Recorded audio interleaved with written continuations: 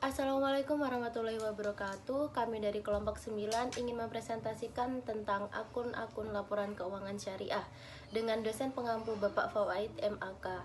Dan kelompok kami terdiri dari Sri Wulandari dengan NIM 156, saya sendiri Nur Aini Istiqomah dengan NIM 056, dan Anisatul Mawaddah dengan NIM 069. Untuk materi pertama akan disampaikan oleh Wulan. Dipersilahkan.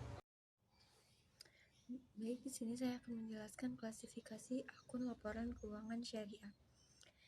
Klasifikasi akun mengacu pada persamaan dasar akuntansi. Sekadar mengingatkan kembali bahwa persamaan dasar akuntansi ini menunjukkan penjelasan mengenai asal-usul aset sebuah entitas bisnis. Terdapat keunikan tentang salah satu sumber perolehan aset pada entitas syariah.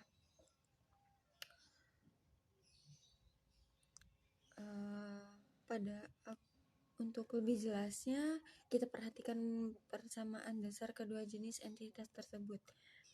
Yang pertama, pada akuntansi konvensional, persamaan dasar akuntansi yang digunakan adalah aset liabilitas plus ekuitas. Sedangkan persamaan dasar akuntansi pada akuntansi syariah adalah aset sama dengan liabilitas plus dana syirkah temporer plus ekuitas.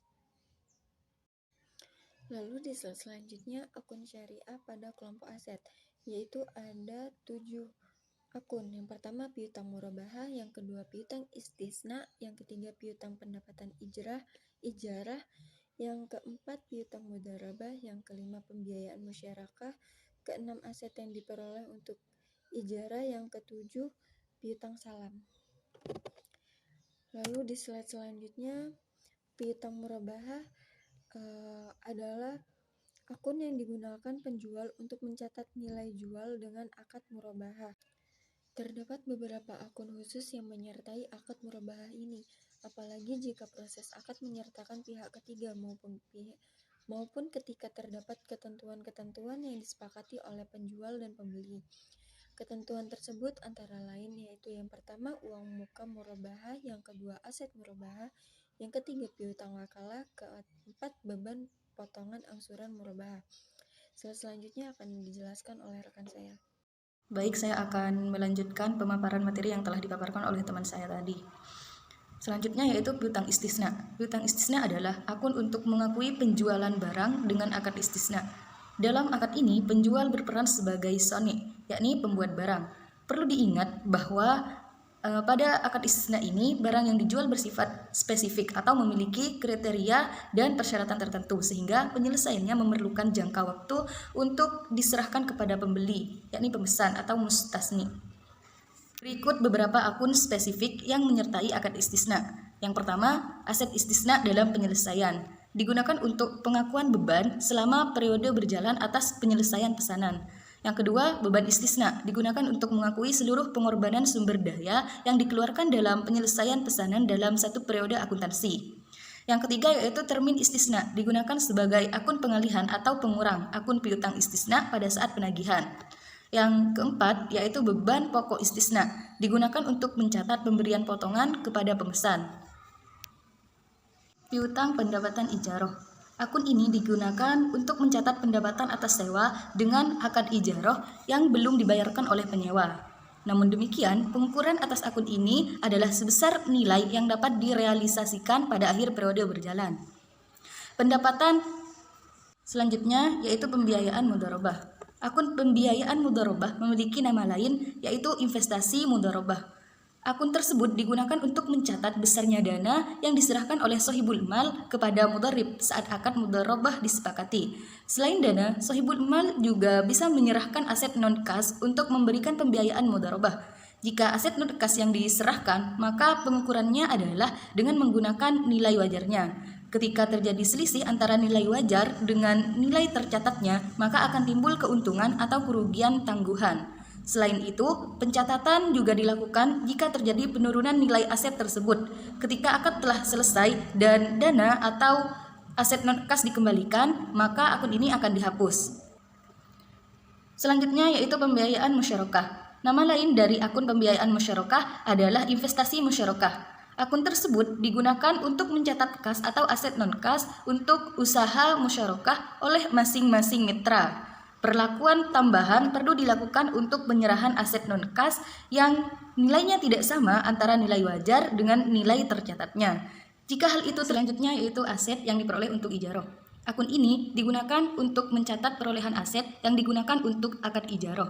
Sebagaimana akuntansi untuk aset tetap lainnya, aset ijaroh ini juga mengalami penyusutan, dan hal itu harus dicatat sebagai beban penyusutan dan akumulasi penyusutan. Jika aset ijaroh digunakan untuk multijasa, maka aset tersebut diamortisasi selama masa sewa. Ketika aset yakni jarah mengalami penurunan, maka pengakuannya menggunakan akun beban, kerugian, penurunan nilai aset ijaroh, dan cadangan kerugian penurunan nilai aset ijaroh. Beberapa varian akun bisa muncul pada akad ijaroh ketika terjadi perpindahan kepemilikan aset ijaroh baik melalui hibah maupun penjualan. Demikian juga terdapat akun yang muncul akibat perbaikan aset ijaroh. Selanjutnya yaitu piutang salam. Akun ini digunakan untuk mencatat pembelian kas atau aset non-kas sebagai modal untuk menyelesaikan pesanan kepada penjual sesuai yang dituangkan dalam akad salam. Jadi, piutang salam nantinya akan ditagihkan dalam bentuk barang sesuai yang dipesan, bukan uang atau pengembalian modal.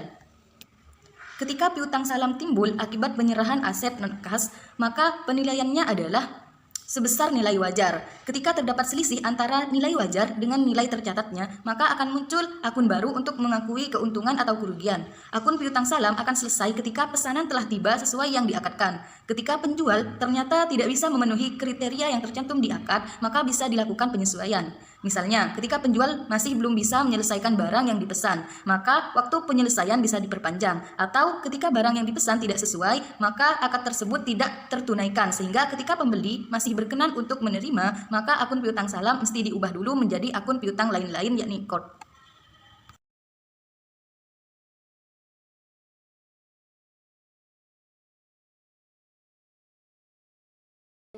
Kemudian akun syariah pada kelompok liabilitas. Yang pertama adalah bagi hasil yang belum dibagikan.